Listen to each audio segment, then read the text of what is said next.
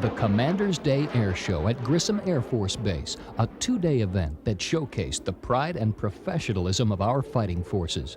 1992 was special, as it marked Grissom's golden anniversary.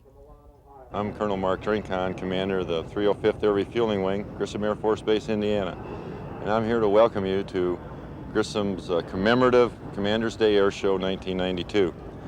It's a great pleasure for us to host the public and open our gates once a year to show the public what they pay for in their military. The air show was also a perfect opportunity to witness the skills and talents of our military personnel. We'd fly with an A-10 Thunderbolt team,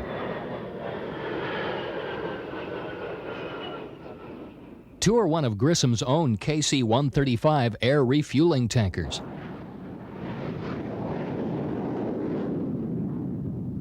take to the skies in an F-16 Fighting Falcon and experience the flight through the unique perspective of the HUD camera, the heads-up display.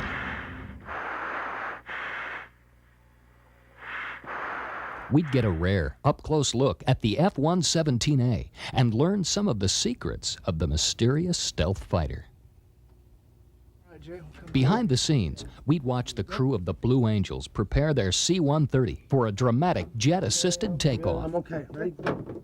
And finally, we'd thrill to the death-defying exploits of the U.S. Navy Blue Angels. We have the cream of the crop, I think you would say, here at Grissom for this two-day weekend in August.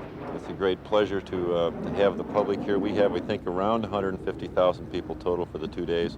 This is our way of opening our gates to the public once a year, but it would not be possible if it weren't for some 800 to 1,000 people from the 305th Air Refueling Wing, and many of them, their spouses as well, that it takes every day to make this event go, and my thanks to them. Our thanks go out to the pilots and crew who made Grissom's 50th anniversary air show such a success. Through their own words, we learned more about the aircraft and shared in the pride and dedication that is the spirit of the United States of America.